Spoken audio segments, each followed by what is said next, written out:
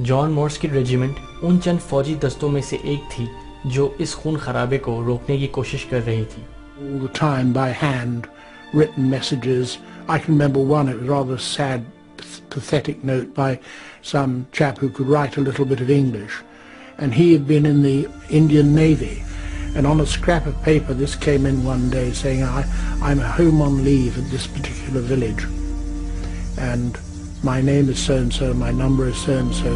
Please, can you come and help us? We are going to be attacked.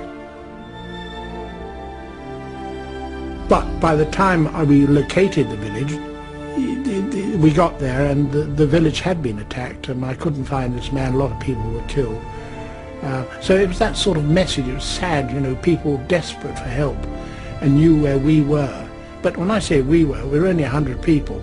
I mean, the whole area was something like, what, 50,000 square miles? One village I went into, we knew there was something afoot. I hadn't been told to go there. I was coming back at the end of a patrol, and I saw vultures circling, and so that was usually a pretty good indicator. And got into the village, and sure enough, it had been completely decimated. The well was full of bodies. One woman had been pregnant, and she'd been carved open completely, and breasts had been cut off, and awful atrocities. वहाँ लाहौर में मुसलमानों ने हिंदुओं के घरों और दुकानों को आग लगाना शुरू कर दी ताकि हिंदू डर के लाहौर छोड़ दें।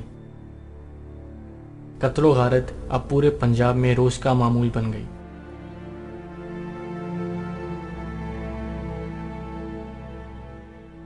9 अगस्त 1947 को सिरिल रैडक्लिफ ने बॉर्डर बनाने का काम ख़त्म कर दिया, लेकिन माउंटबेटन ने दोनों मुल्कों के आज़ादी के दिन तक बॉर्डर लाइन को राज ही रखा। वो नहीं चाहते थे कि किसी भी फसाद का जिम्मेदार अंग्रेज़ी हुकूमत को ठहराया जाए।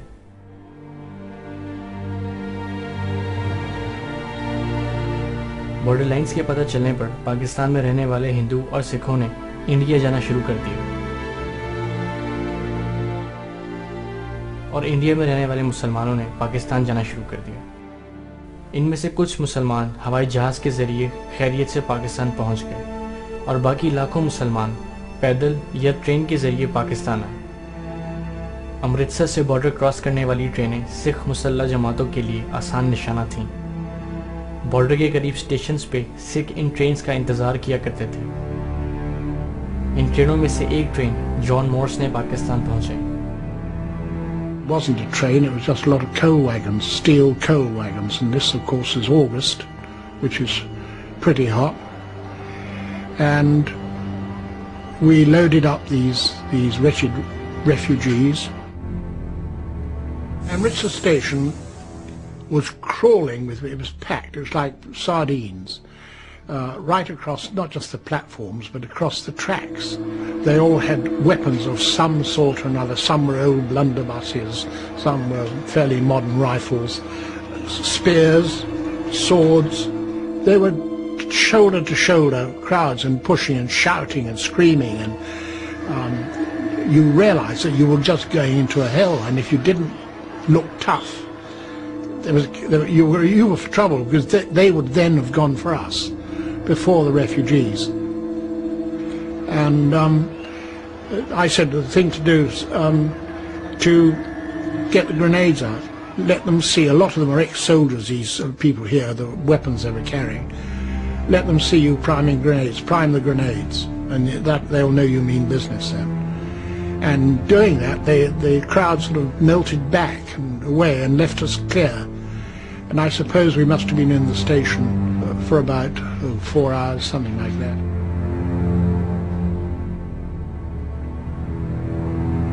फौजी दस्ते बहुत कम ट्रेनों पर मौजूद थे। बाकी ट्रेनें वहशत और हैवानियत का शिकार बन गईं।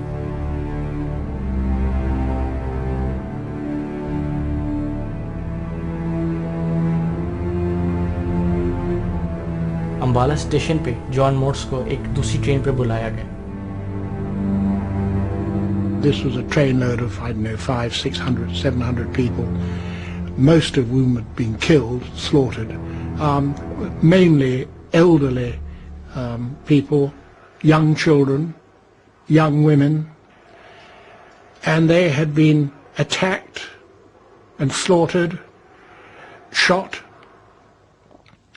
I can remember seeing a young woman with she was still alive, her head open, cut open, and you could see her brains, and knew there was nothing that we could do. We hadn't got any surgical facilities or anything like that, but it was a horrendous thing, and I still think about it very much. Arts student Satish गुजरल refugee transportation को organise करने में मदद कर रहे थे। अमृतसर में उन्होंने उस हैवानियत को देखा जो सिखों के दिल में मुसलमानों के लिए थी। The Muslim girls' school nearby had been raided, and all these girls had been brought out, stripped, then taken in procession to this location, where they were being systematically raped. I have recalled in my life story that when watching it, I looked at the face of those others who were attending it in search of compassion. I found none.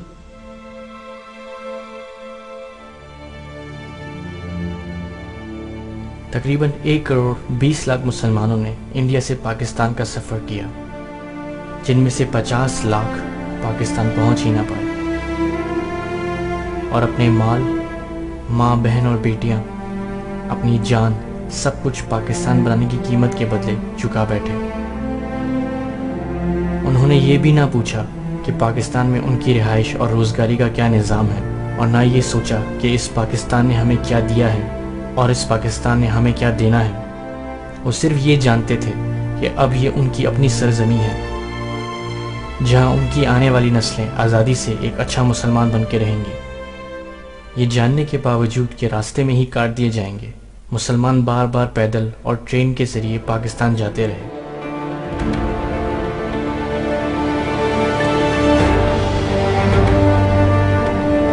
26वां रोज़ा और 27वीं शब, जुम्मतुल विदा का दिन, 14 अगस्त 1947।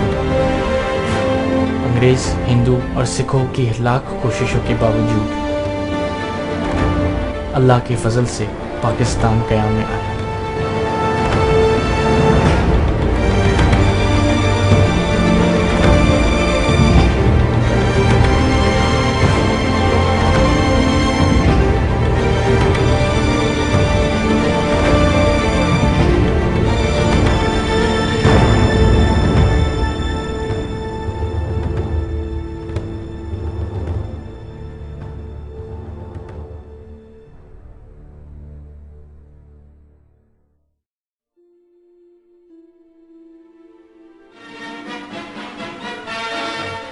Through Karachi's streets drives the Quaid-e-Azam, Muhammad Ali Jinnah, Pakistan's first Governor-General. It's Karachi's first day of independence, and the crowds are out to greet him and Earl Mountbatten. Mountbatten Pakistan को एक आज़ाद मुल्क declare करने के लिए कराची आए, और क़ायद-ए-आज़म के साथ इस ख़ास तक़रीब में हज़ारों पाकिस्तानियों ने अपने ख्वाब को हकीकत में बदलते हुए देखा।